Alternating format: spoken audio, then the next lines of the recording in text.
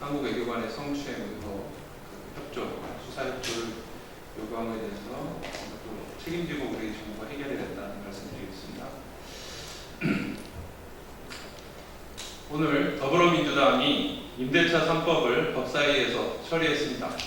그러나 오늘 처리된 법안은 내용적으로는 세입자 주거 안정에 대단히 미흡한 것입니다. 또한 이러한 문제점을 인식하여 우리 당 심상정 의원이 별도의 임대차 법안을 제안하였음에도 법사위에서 병합 심사하지 않는 등 절차적으로도 심각한 문제를 안고 있습니다.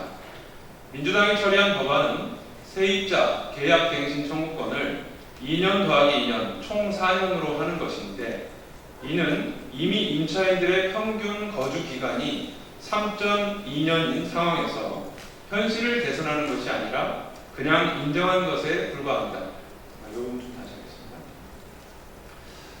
민주당이 처리한 법안은 세입자 계약갱신 청구권을 2년 더하기 2년 총 4년으로 하는 것인데, 이는 이미 임차인들의 평균 거주 기간이 3.2년인 상황에서 현실을 개선하는 것이 아니라 그냥 인정한 것에 불과합니다. 제대로 된 세입자 보호를 위해서는 우리 당 심상정 의원이 대표 발의한 대로 3년 곱하기 3회 총 9년 정도는 보장되어야 세입자 보호가 힘을 발휘할 수 있습니다. 또한 전월세 상승률 상한을 5%로 해야 하는데, 소비자 물가 상승률이 거의 0%대인 상황에서 전월세 상승률 상한을 5%까지 올린 것은 가뜩이나 전월세 부담이 큰 세입자들에게 타격이 될 수 있습니다. 전월세 상승률은 소비자 물가 상승률에 연동하여 결정하는 것이 타당합니다. 마지막으로 이러한 내용을 담고 있는 우리 당 심상정 의원의 임대차법이 법사위에 함께 회부돼 있었는데, 법사위 윤호중 위원장은 왜 민주당의 법안만 상정하고 심상정 의원의 법안은 함께 상정하지 않고 처리했는지 이유를 밝혀야 합니다. 민주당의 법안은 6월 말까지 법사위에 회부되었기에 상정해서 처리했고, 우리 당 심상정 의원의 법안은 7월 6일에 회부되었기에 상정하지 않았다는 말은 국민들이 전혀 납득할 수 없는 말입니다. 제대로 된 법안을 처리하는 것이 국회의 임무이지, 집권 여당이 제출한 법안만 처리하는 것이 국회의 임무가 아님은 누구나 아는 상식입니다. 민주당의 상식적인 답변을 촉구합니다.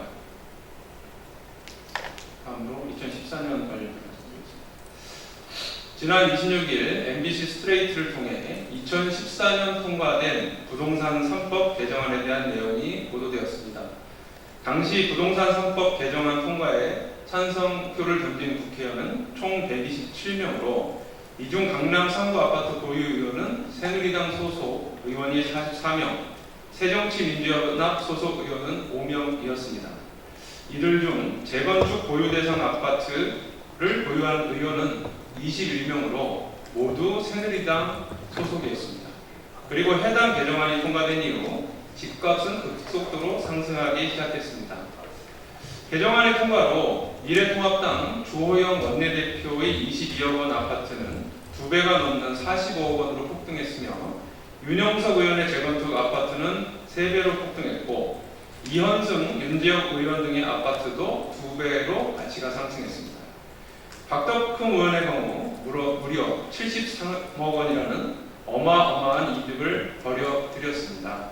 결국 미래통합당 의원들은 본인들이 통과시킨 개정안을 통해 천문학적인 시세 차익을 올린 셀프 수혜자가 된 것입니다. 시민들은 열심히 벌어서 내 집 장만하는 것이 평생의 꿈인데, 부동산 값 폭등으로 이생 집망이라고 절규하고 있다던 주호영 원내대표의 국회 연설이 자학객으로 느껴지는 수준입니다.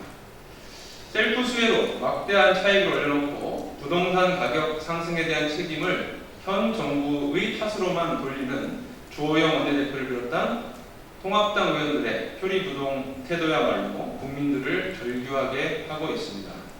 미래통합당은 이제라도 책임지고 부동산 안정 대책에 동참해야 합니다. 아울러 정부 여당 역시 강한 의지를 밝혔던 만큼 책임 있는 태도로 부동산 문제 해결에 앞장서야 할 것입니다. 이를 위해서는 대통령이 추진을 지시한 보유세 강화 법안을 더 강화함과 더불어 기업 보유 토지의 과세 강화, 그리고 등록 임대사업자 제도 전면 폐지를 촉구하는 바입니다. 정의당 역시 이 부분은 다시 하겠습니다. 이를 위해 대통령이 추진을 지시한 보유세 강화 법안과 함께 기업 보유 토지 과세 강화, 등록 임대사업자들에게 주어지는 특혜를 폐지할 것을 거듭 촉구합니다. 정의당 역시 부동산 안정을 위해 모든 노력을 다할 것을 약속드립니다. 마지막으로 뉴질랜드 총리가 성범죄 외교관에 대해서 요구한 것에 대해서 말씀드리겠습니다. 재신다하던 뉴질랜드 총리가 문재인 대통령과의 통화에서 한국 외교관의 현지 성범죄 사건에 대해 언급했습니다. 2017년에 벌어진 한국 외교관 A씨의 성추행 혐의가 외교부의 미온적인 처리로 인해 별다른 조사 없이 끝났기 때문입니다. 정상 간의 통화에서 성범죄 사건이 언급된 것은 매우 이례적인 일로 심각한 문제입니다.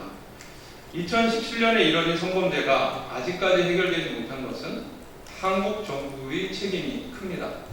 A씨는 현지에서 성추행 혐의로 기소됐고 심지어는 웰링턴 지방법원으로부터 체포영장까지 발부되었습니다.